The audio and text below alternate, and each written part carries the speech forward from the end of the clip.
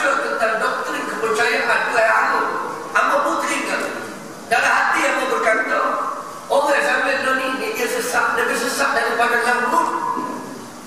Namrud pada waktu itu telah dibongkarkan oleh Allah dalam ayat yang saya bacakan tadi. Alam tara ilal ladzi hajja Ibrahim fi rabbih. Tidakkah engkau memerhati dan melihat tetapi Namrud telah mendirikan mahkamah debat terbuka dengan Nabi Ibrahim selepas dia gagal membakar Nabi Ibrahim, walaupun api itu kawah api itu yang digali sama besar dengan jemuran pada bola sepak. Api itu nak kedor kerana besarnya api itu 40 hari nak bakar Nabi Ibrahim seorang, tapi api itu menyala selama 40 hari.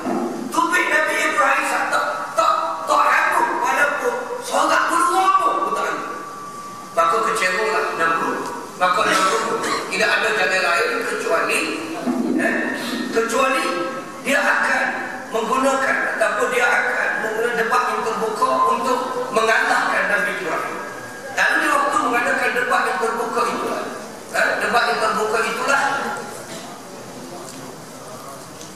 Ibrahim telah dihadapkan takut siapa langsung pada waktu itu dikali TV3, TV9, tapi tertumpu. Maka dalam mendirikan hujah itu, Nabi Ibrahim berkata, Allah itu aku ni boleh menghidup dan mematikan. Jadi oleh kerana Namrud mengaku Tuhan, layaklah dia mengaku Tuhan kerana dia diraja. Maka Namrud pun berkata, aku juga boleh menghidup dan mematikan. Nabi Ibrahim tanya lagu mana? Dan dia mengambil salah seorang daripada yang akan dijatuhkan hukuman gantung sampai mati.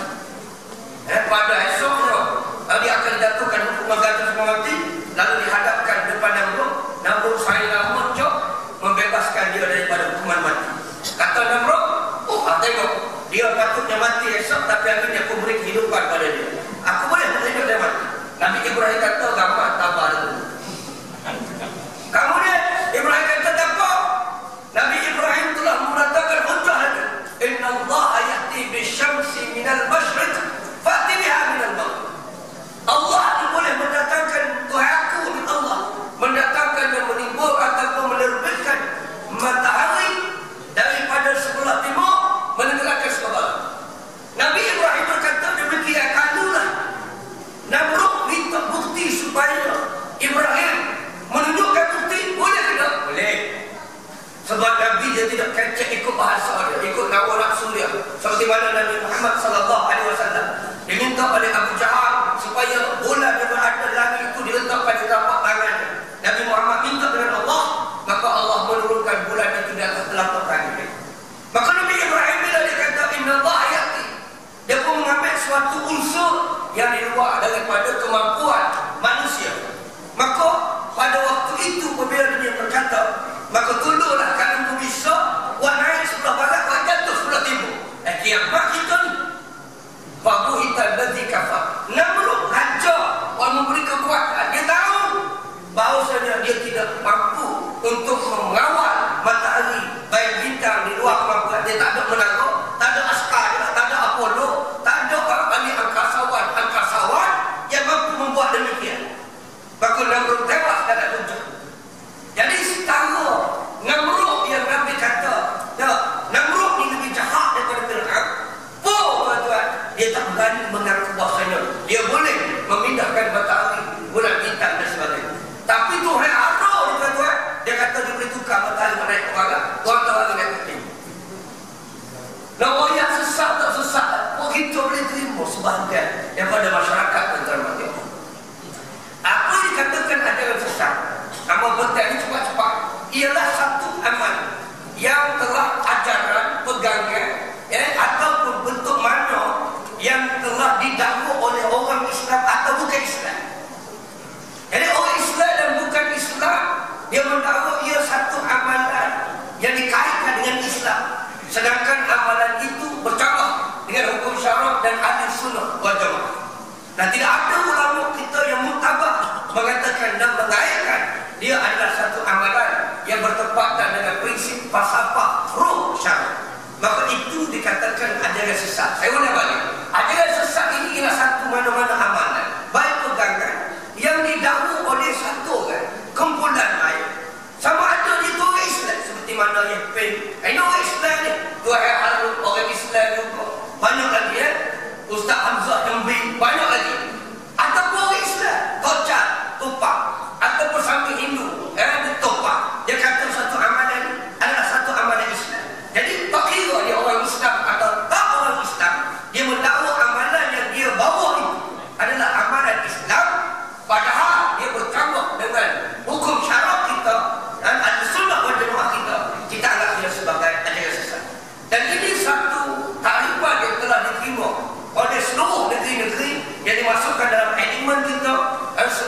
menyelaraskan apa yang dikatakan ajaran sesat.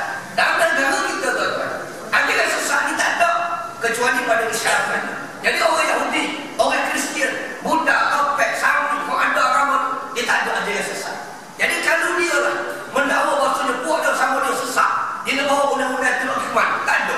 Sebab tidak ada undang-undang di dalam negara kita. Walaupun undang-undang lain bebas diamalkan dalam negara Malaysia, tetapi tidak ada satu undang-undang bagi orang yang lain daripada Islam untuk mengawal agama mereka. Jadi tuan-tuan dan puan Allah faham.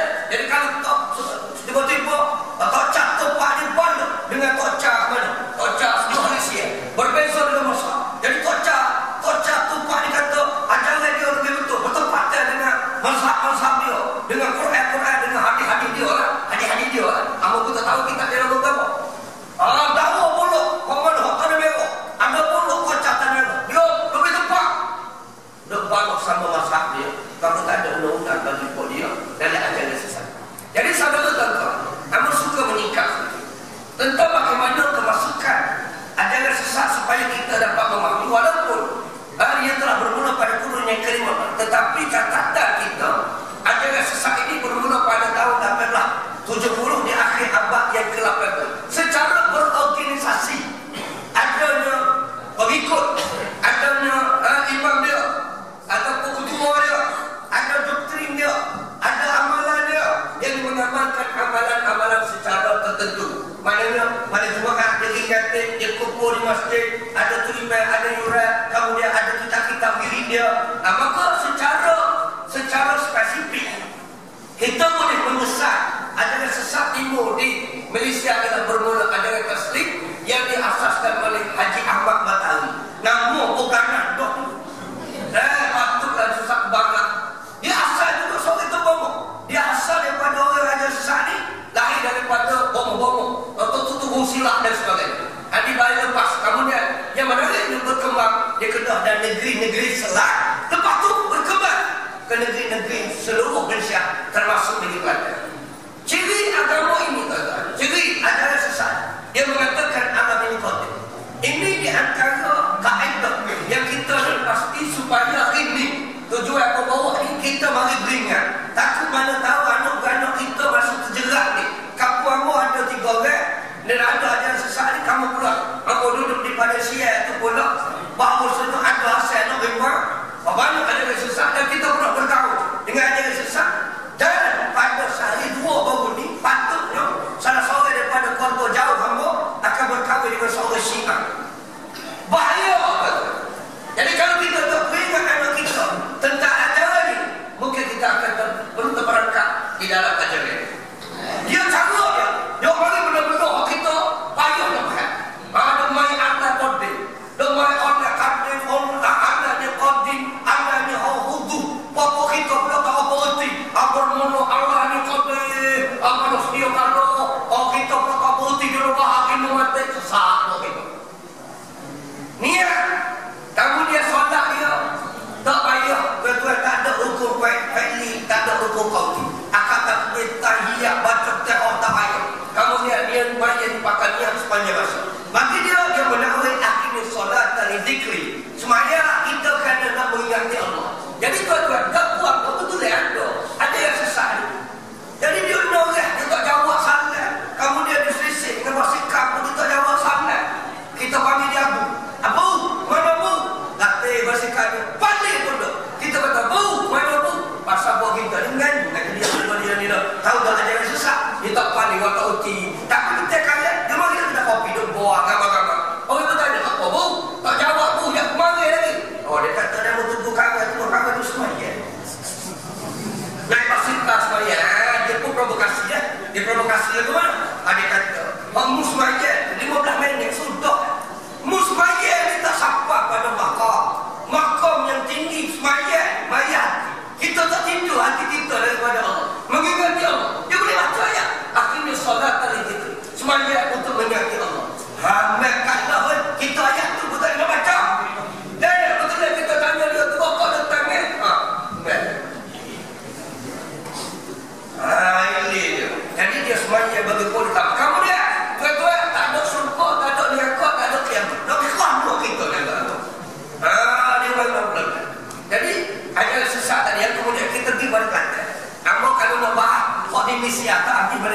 Karena mau berapa mana bukti dah. Sejarah begini Kelantan. Di Kelantan mencatatkan sejarah ajaran sesat yang masuk. Pertama ialah ajaran subur yang diasaskan oleh pada tahun 1927 di Indonesia oleh Muhammad Subuh. Sumo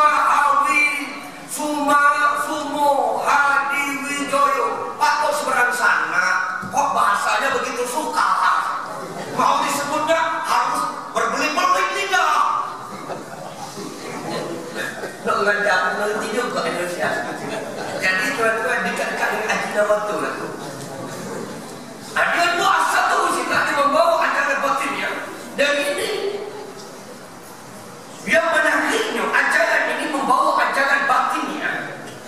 Orang-orang Belanda yang berada di Indonesia masuk belajar dan dia berkembang dengan begitu cepat di Indonesia sehingga tersebar ke negara-negara Eropah termasuk Malaysia, Singapura. Aliran inilah yang dikatakan yang paling cepat dan yang paling mendapat sambutan pada era abad itu, kerana dia lebih bersifat batinnya. Dia boleh gerak, boleh jalan, dia boleh menitik apa itu jenis tubuh gini. Kemudian sampai berkembang ke Eropah, termasuk negeri kita Kelantan. Ada ajaran ini dikesan pada tahun 1990. Kemudian yang kedua, ajaran itu martabat 7. Di mana kita terti belakang. Kan ada 7, martabat itu ada 7. Kemudian nafsu lawamah, nafsu apa dia? Nafsu mardiyah, nafsu diprotekah ada 7. Maka dia ambil martabat 7. Kalau ini diasaskan oleh Hamzah Hamri, berkembang untuk di Kelantan. Ciri dia ialah martabat 7. Asalnya adalah guru silat. Guru silat dan dia boleh ngomong sampai-sampai itu dia bekerja sebagai seorang kontraktor. Jadi dia mendakwa, dia boleh meniti atas lintas Sungai Perak dengan naik tungkak. Jadi tungkak dia ada bukan, tungkak sakti ni, tungkak Nabi Musa. Dia boleh meniti tuan-tuan Sungai Perak dengan naik tungkak dia. Tahu hari putus tuan-tuan kena pakai nyapu, kena ada yang cuma di belakang atau tidak tentu. Kau kan boleh hari putus kena pakai hatu, jadi kena naik nyapu, pakai nyapu tu belakang tu ada nyapu belakang tu itu. Kau tidak tentu. Dia pakai tungkak dia, besok dia lagi. Kemudian pemelariannya dia bawa bawah hatu. Dia bawa hatu ni, maka orang tu tengok kehebatan dia. Siapa orang dia bawa tu sikap, boleh pakai balik, mimih teri lah, mimih teri. Ada banyak cerita yang kita boleh baca tentang benda-benda yang dia boleh mengganggu manusia. Jadi dia mendakwa, dia boleh pegang dengan hati. Dia boleh pegang dengan hati. Orang tak nampak hati ni. Jadi dia kata, mu tak nampak hati, aku boleh nampak hati. Jadi sebab itulah nama rasa tuan-tuan mati Allah. Hati di waktu Indonesia pada waktu itu bakal lari takut dia. Habis lari ke Jepun. Sampai Jepun memerlukan Ultraman untuk menyelamatkan negara mereka. Tak boleh dia. Jadi ke hati ni bakal lari itu.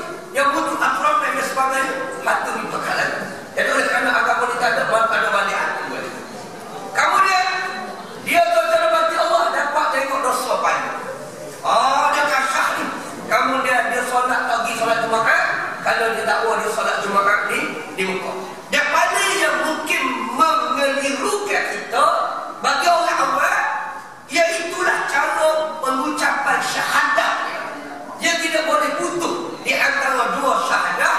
Asyhadu an la ilaha illallah, satu, wa asyhadu anna Muhammadar Rasulullah, dua kalimah ni tidak boleh diputus kerana dia mendakwa zat Allah itu dan zat Muhammad adalah jelma daripada zat Allah. Jadi Muhammad itu adalah nur Allah. Dia bersatu pada hakikat. Cuma pada zahir Allah menjemurkan nur dia kepada nur penyempurnaan Nabi Muhammad sallallahu alaihi wasallam. Dakwa dia. Jadi kalau kita bersyahadat asyhadu an la ilaha illallah, kita berhenti. Kita bersambung wa asyhadu anna Muhammadar Rasulullah, maka kita telah memutuskan hakikat zat di antara Muhammad dengan Allah, maka jadi dua zat. Maka ini mensyirikkan Allah SWT. Kalau mengajar Allah tuan-tuan, maka orang ni betul ke tak? Maka orang ni jadi dia mesti asyhadu an la ilaha illallah wa anna Muhammadar Rasulullah. Tak boleh berhenti.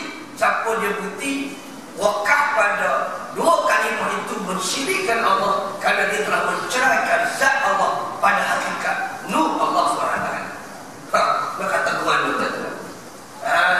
Ajaran sesat ni tuan-tuan. Nak tanya banyak kan ni. Mula bertanya itu lemah lagi mana. Mari ayat itu kedai. Bermula bulu rum itu. Satu wajib dibasuh dia. Buat untuk bulu rum. Dia pun tengok objek tak ada. Bermula bulu rum itu. Satu bulu dalam surga. Buat untuk kita ganti bapa di dulu ni. Bahkan surga. Tengok objek tak ada. Bermula banyak bertanya itu lemah imannya. Senyap lagi. Dan kalau tanya tubuhan lagi pula. Jadi saudara tuan-tuan, kita kaji sedikit tentang di Malaysia. Di Malaysia, kita tunggu pada tahun 1990, kerajaan telah menjalankan kajian menyeluruh oleh Jabatan Akidah Jakin mendapati bahawa terdapat 100 ajaran sesat. Dan di Malaysia, banyak kajian pula pada tahun 1990 meningkat kepada 125 ajaran sesat yang berjaya dikesan. Ini termasuk lagi hak sesat, hak sekular, hak jenis macam-macam. Lalu kerajaan Malaysia telah mengambil langkah drastik dengan mewartakan semua ajaran-ajaran ini dengan musakarah demi musakarah. Akhirnya ada beberapa tindakan yang tegak daripada pihak pemerintah, termasuk Al-Arqam pada tahun 1995. Dan beberapa ajaran kahar dan sebagainya. Maka akhirnya kita dapati berkurangan ajaran sesat tadi. Kepada tahun 2001 50 ajaran sesat, tetapi yang aktifnya ialah 20. Kemudian pada tahun 27 dan sekarang ada lebih kurang 5. Jadi termasuk pada waktu ini saudara, ajaran yang sesat itu banyaklah. Syiah, Al-Qam, baik dan demi ajaran Al-Sahabah, ajaran ilmu hakikat, baik macam-macam, Qadiani, Qadiani, Al-Rahman, macam-macam. Jadi bayangkan pada waktu itu telah berkembang ajaran ini. Dan paling menarik amal tersebut tentang Allah. Pada tahun 1986, Muzakarah Fatwa Kebangsaan pada waktu itu membolehkan ajaran Syiah untuk diamalkan. Jadi ajaran Syiah pada waktu itu tidak sesat. Dua dibenarkan di Malaysia, iaitu Ja'fariyah dan Zaidiyah. Ajaran Syiah dibenarkan. Sebab itulah punca di antara Syiah berkembang di tanah kita di Malaysia. Kerana pada awal tahun 80-an kerajaan telah mengeluarkan fatwa Syiah dibenarkan, tapi dua mazhab saja, iaitu Zaidiyah dan Ja'fariyah. Aku juga belum memahami apakah tindakan kerajaan boleh memberikan fatwa bahawa Syiah dibenarkan. Kayaknya revolusi Iran yang berlaku pada tahun 1979, tatkala Ayatullah Khomeini berjaya menggulingkan Shah Iran, dan dia membawa daulah Islamiyah, negara Islam yang pertama dalam dunia.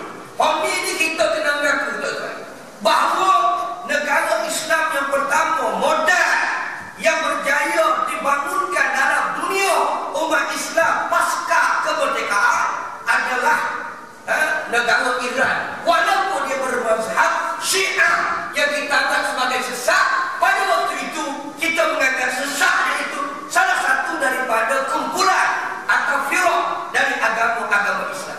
Kenapa jadi begitu tuan-tuan?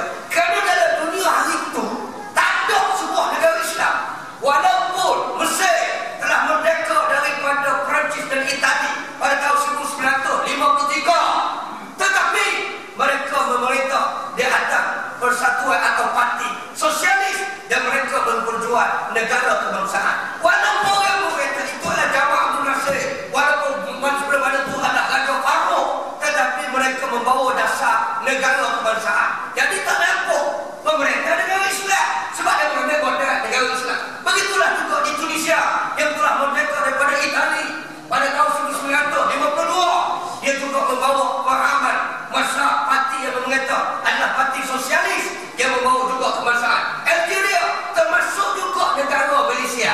Minta maaf, negara Malaysia pada peringkat awal orang tak nampak sebuah negara Islam.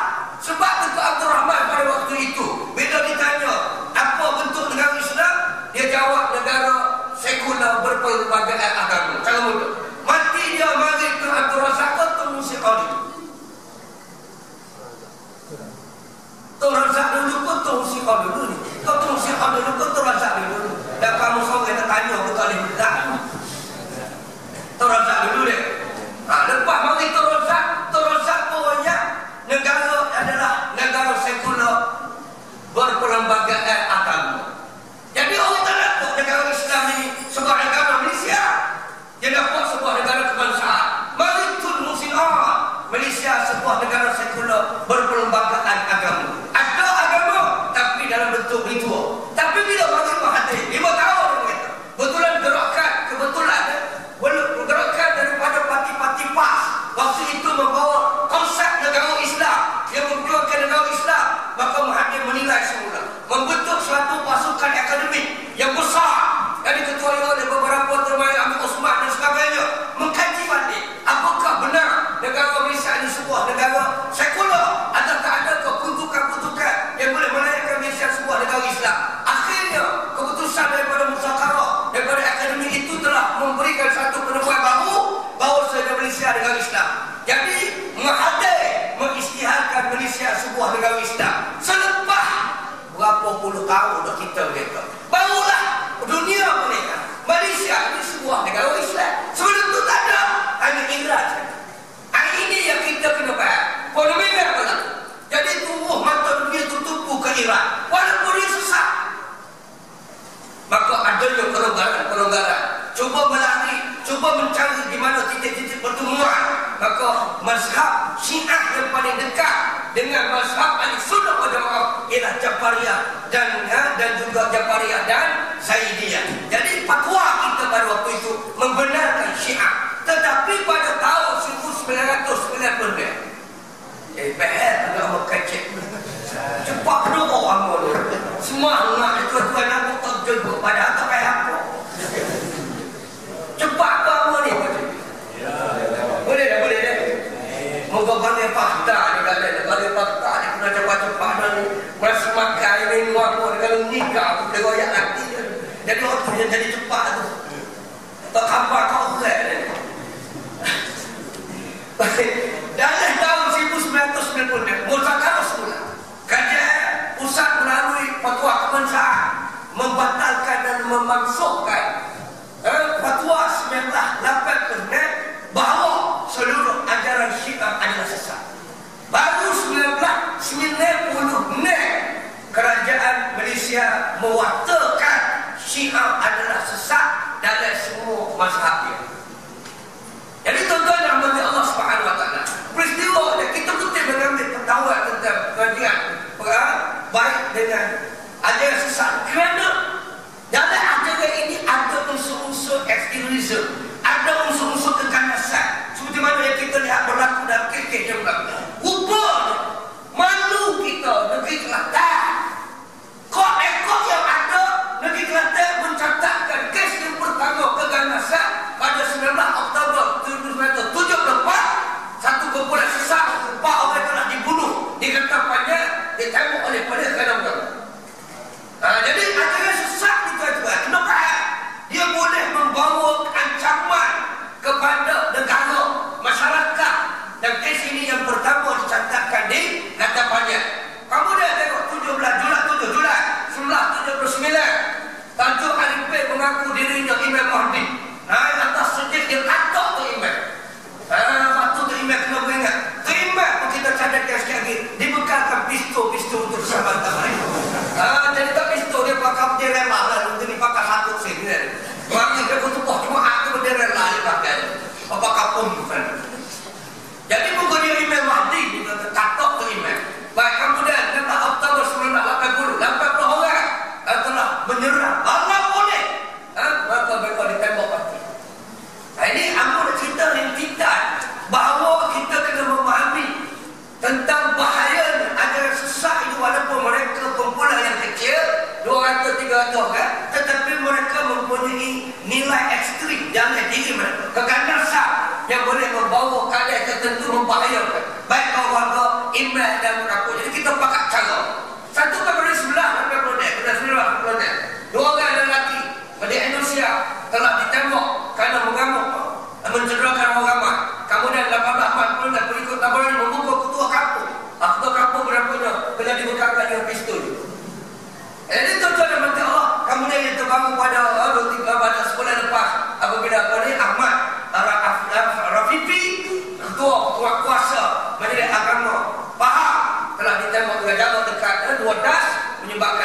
Amat ambil agama tuan-tuan macam.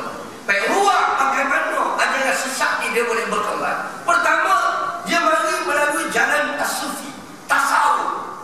Oleh kerana tuan-tuan, ajaran sesat ini adalah hello setan menyesatkan umat Nabi Muhammad yang jahil, kemudian gila kepada perkara-perkara lain, gila kepada keramat-keramat. Maka di antara satu bidang yang paling mujarab, berkesan, menyesatkan ialah tasawuf. Saya suka menyebut tuan-tuan, di Baghdad Yusuf Saqati Abdul-Jalil telah menulis dalam kitab dia ada ratusan tasawuf yang sesat pada zaman. Dia menyalih membukakan semua. Kenapa tuan-tuan? Orang takut dengan tasawuf. Bila sebut tasawuf, kehidupan dia yang ganjil, pakai batu cukai kafir, rambut panjang, tak menguruskan dunia, tak gilaukan dunia, kemudian hidup dengan suhu, duduk tapau. Kita tengok dia hebatlah, boleh binti atas air tuan-tuan. Di Baghdad mereka binti atas air, tak gila buat. Orang tengok dia boleh jalan atas darat. Keramatnya yang Allah beri kepada orang sufi, tapi dia bukan sebenarnya keramat, dia istidraj. Jadi orang awal tengok dia dengan kelebihannya, kehidupan yang ganjil, yang misteri, menyebabkan orang tertarik. Tertarik itu kerana nak kehebatan, meniti atas air, boleh jalan atas angin, boleh pegang api, mati ke api, api pegang takluk, macam-macam betul dia. Dia mengerti macam-macam. Masih dengar tuan-tuan ada. Jadi tuan-tuan ada takut ada bini kita untuk takut. Ngerti. Dia ngerti kalimah Allah tu. Dia bila Allah bila dia dapat situ, dia azab Allah tu. Jadi tobik batu saja. Terbuat apa-apa. Satu, dua, tiga. Tak spontan, suami mansur. Jadi boleh kalimah Allah di kalimah jalla-jalla. Allah itu tidak seni postal kita jadi boleh gerak. Dia kata kalimah Allah ditukar pada kalimah huwa. Huwa itu ditukar pada hu. Ini wakaf. Hu itu satu Allah. Jadi banyak bentuk ajaran itu. Tapi mereka bila mereka boleh meniti atas air, api bakar mereka tak lu. Jadi mempengaruhi orang ramai untuk berkata dan mati Allah, untuk menyesatkan orang. Jadi termasuk tu bomo tu silap tak pandai saya tuan-tuan. Kita pergi pada Syiah. Syiah, faknilah apa paling bimbang sekarang. Ialah ajaran Syiah ini kerana apabila kerajaan kita telah mewatakan dia sebagai haram. Dialah ajaran yang paling membahayakan kita. Kenapa? Kerana mereka akan bertukar strategi mereka. Baik, sikit pengenalan ajaran Syiah. Kalimah syahadah mereka ni ialah asyhadu an la ilaha illallah wa anna aliyan.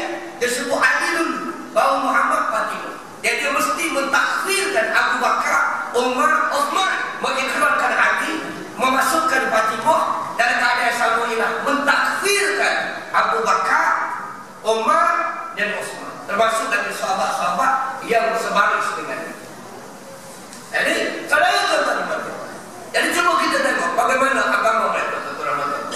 Dia semaya, dia tak semaya, tuan-tuan. Mereka ingin dengan agama, mempersendakan agama. Mereka tak semaya, mereka tak mandi junub, dan mereka tak pernah mandi junub. Mereka tak ada wuduk. Semaya mereka ikut mereka cara semaya. Mereka boleh kotor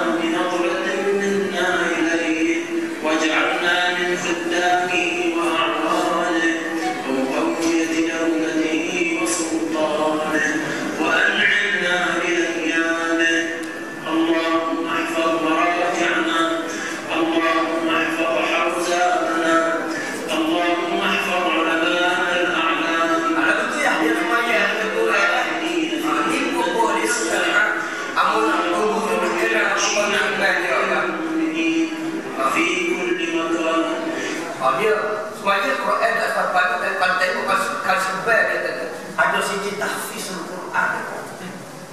Ini buat dia sesat tak sesat. Seperti mana yang tersebut mereka semaya seminggu sekali. Mereka boleh qada, mereka boleh jamak ikut sesuai. Semaya mereka tidak ada rukuk sujud macam kita buat.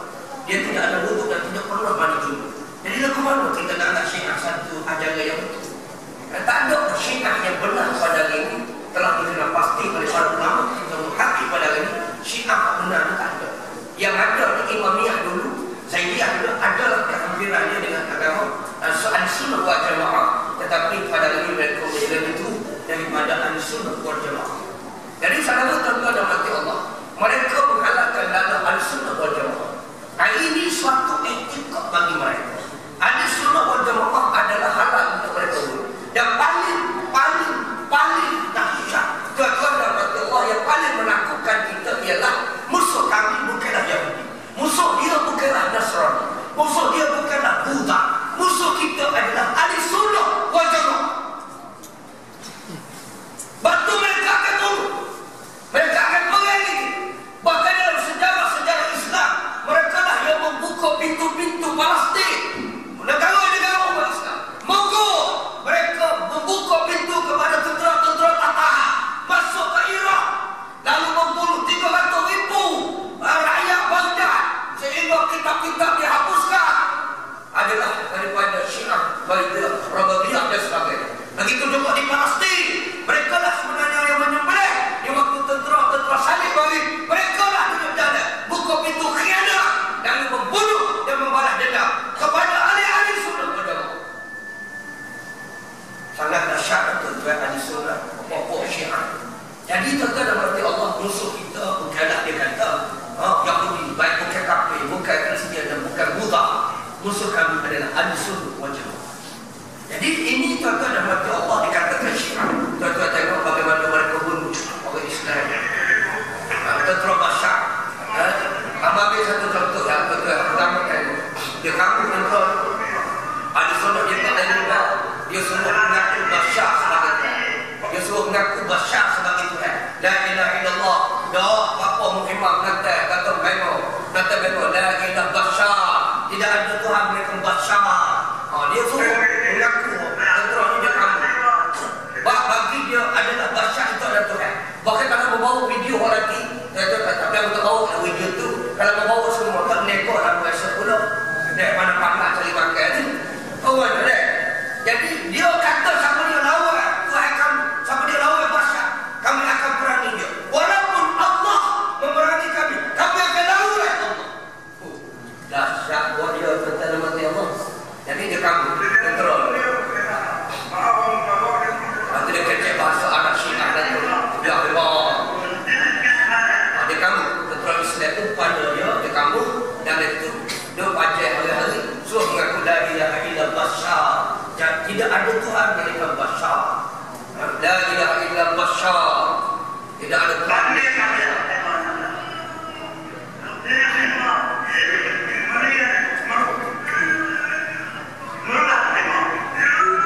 Dia kata panggillah Allah kalau itu yang boleh menyelamatkanmu. Panggillah Muhammad jika boleh menyelamatkanmu, kata dia. Dia mengaji dengan kalimah syahadah kita. Bagi dia kalimah syahadah itu tak ada apa dia mengaji. Sebab bagi dia bukan waktu syahadah dia. Jadi kata askar terus askar itu berkata la ilaha illallah Muhammad Rasulullah.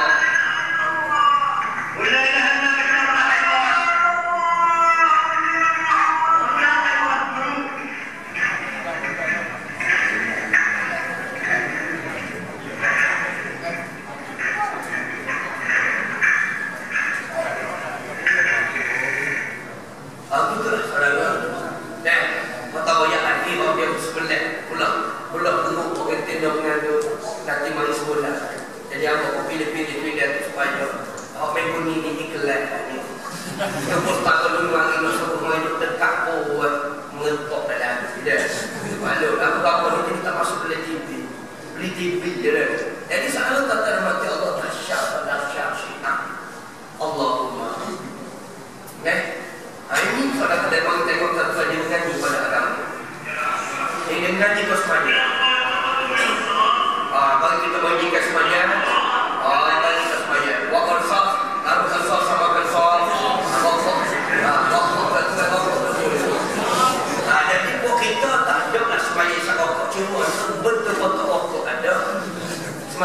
betul kau tak rokok tak jatuh rokok.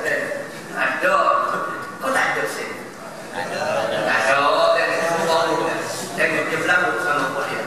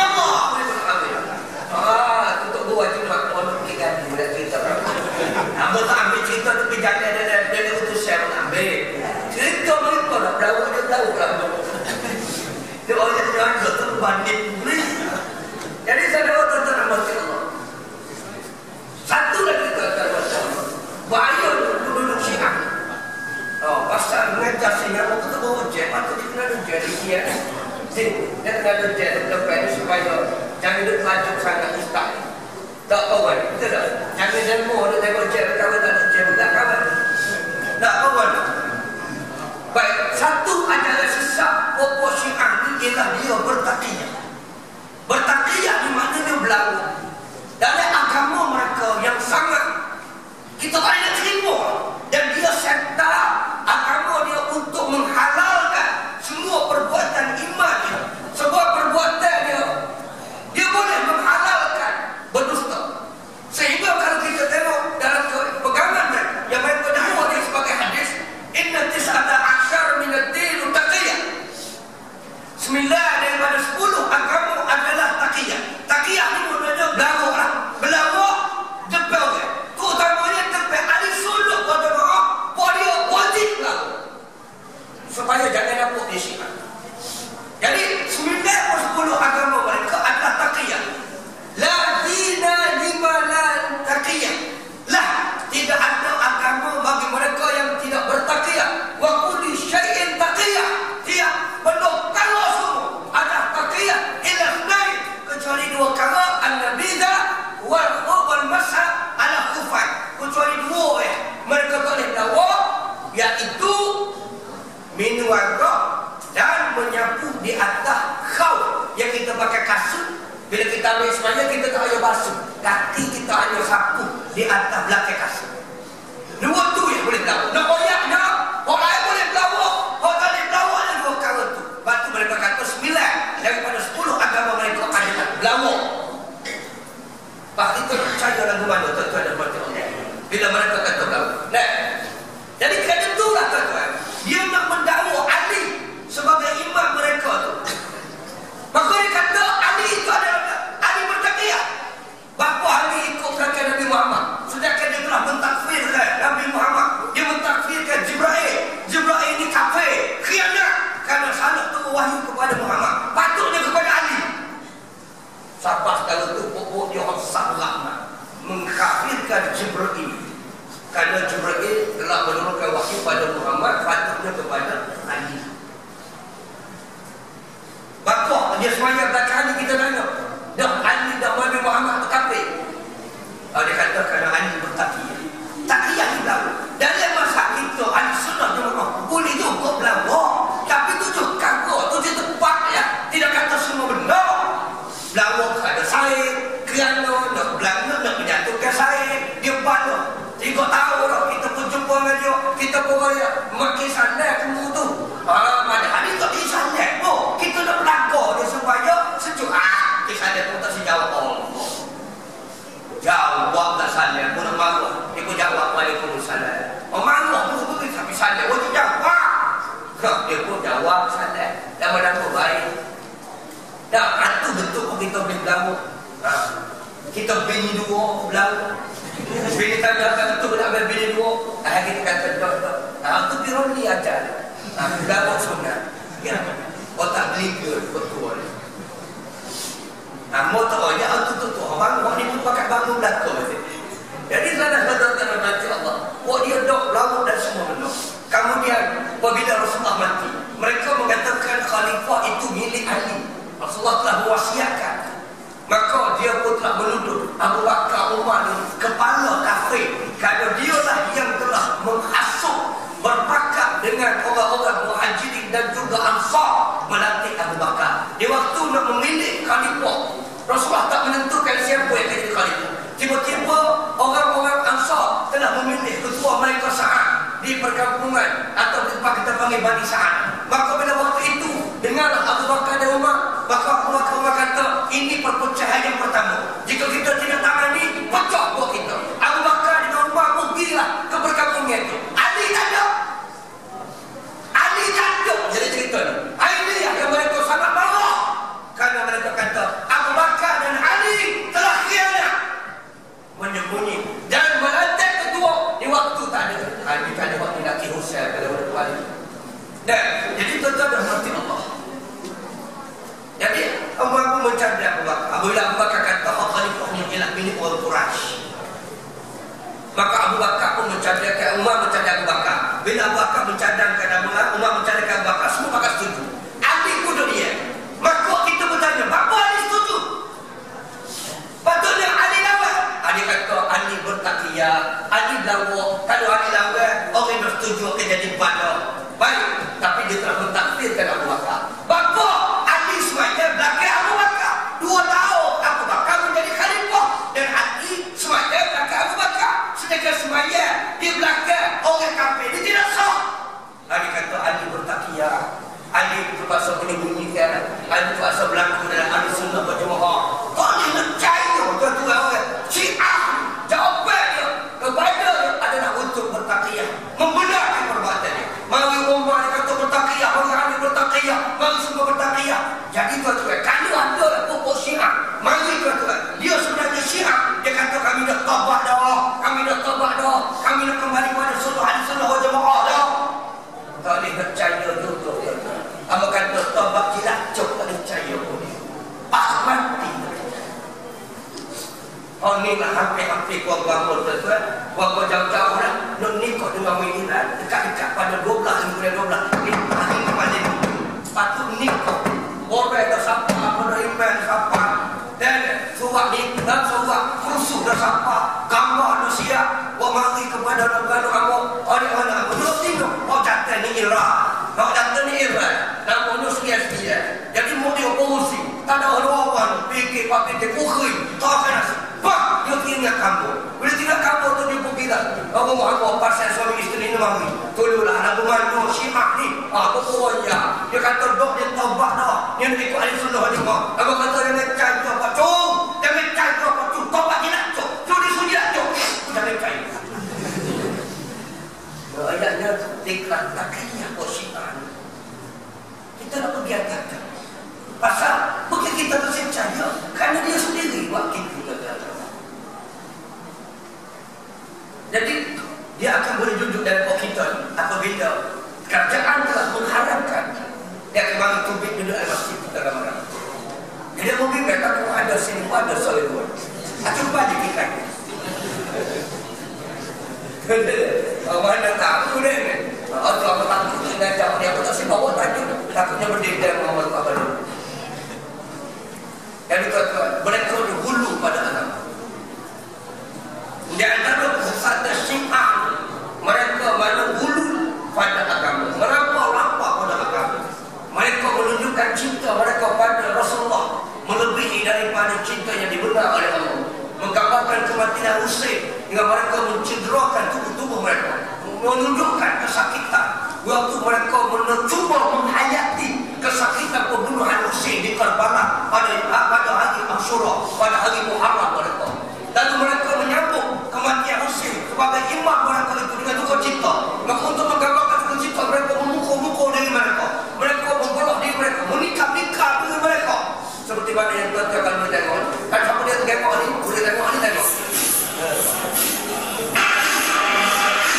Tuan-tuan boleh tengok, tengok. Dia letak pisah tu, pisah aja dipukul ke belakang sehingga terbelah. Sebelah belakang dia. Saudara, untuk menggambarkan mereka itu cinta kepada Husain sebagai penghapusan dosa mereka. Cinta mereka kepada Husain, mereka membelah dan menikah diri mereka, bagi mencocok besi diri mereka.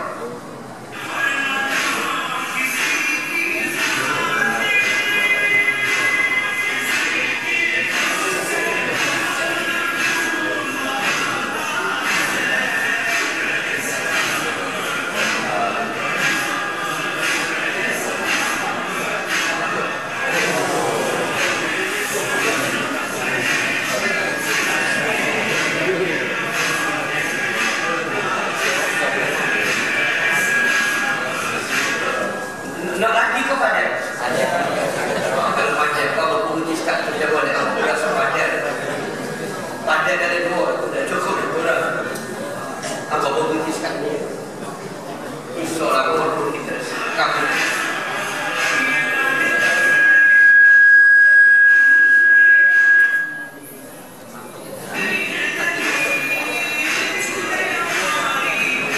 Jadi mereka menggambarkan cinta mereka pada Husain.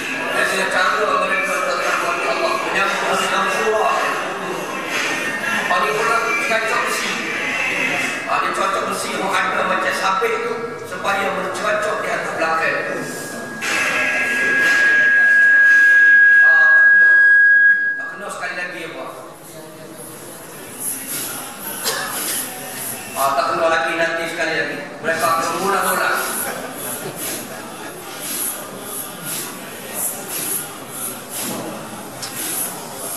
Ada lagi paling peluk lagi, nak lagi kan?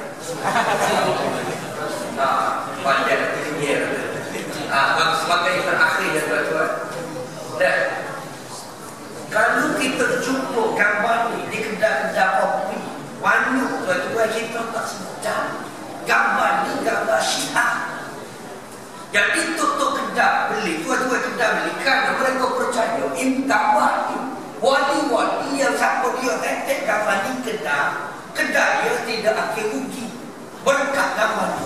Padahal kedai dia ni orang buta 2 tahun dia tak payah nak bangun dulu. Yang siapa dia pakai kedai dia tak terbakar, kedai dia tak kena rokok, padahal mencuri semua kedai. Jadi gambar ni ditempel ganti kita. Ada betul gambar-gambar di biasa kita tadi. Ada betul di kedai-kedai. Jadi kita kena ambil kita nasihat pada kedai-kedai mana buat gambar ni, kerana gambar ini adalah imam 12 syiah. Hak tengah tu adalah Ali kalam Allah wajah. Yang ada lukisan mereka, hak ujung sekali hak nampak bintang adalah imam yang akan lahir. Hak yang ke-12 menjadi imam itu. Ini gambar yang sesat. Siapa dia apa gambar ni adalah orang yang berdosa. Kita wajib nasihat, kita wajib tegur. Tak nanti tunggu majlis agama, tak nanti boleh-boleh, tak nanti kita puasa. Kalau ada kedai kopi kita dalam rumah kita baik, mesti baik. Dan ada kelenda-kelenda Bandung dan kelenda Syiah yang dijual, kita tak berasa kerana kita ingat pegang. Oh betul. Dari sekolah tu dia kalau Allah dan semua pada Allah. Dia panjang rapi ni tuan-tuan kalau mutam yang ikat 10.5. Kamu tahu tuan-tuan tak bersedia balik. Tak lagi senyap tu. Dia kalau senyap tu kenyir. Dan bila kenyir kat Nabi pun kata, tak bersih sebelum ke kenyir. Kau mana balik? Kau mana semua pada Allah, Allah pada diri Allah. InsyaAllah kita akan bertemu lagi. Kerana agama panjang. Dan banyak orang tak selesai tu kepada dia. Jadi terima kasih di atas perhatian dan rahmat Allah. Mudah-mudahan Allah memelihara kita, keluarga kita, negara kita dan dunia dan umat Islam daripada ajaran-ajaran yang sesat. Ingatkan kita mesti mengukuhkan akidah kita, mari ngaji, jaga dan mantap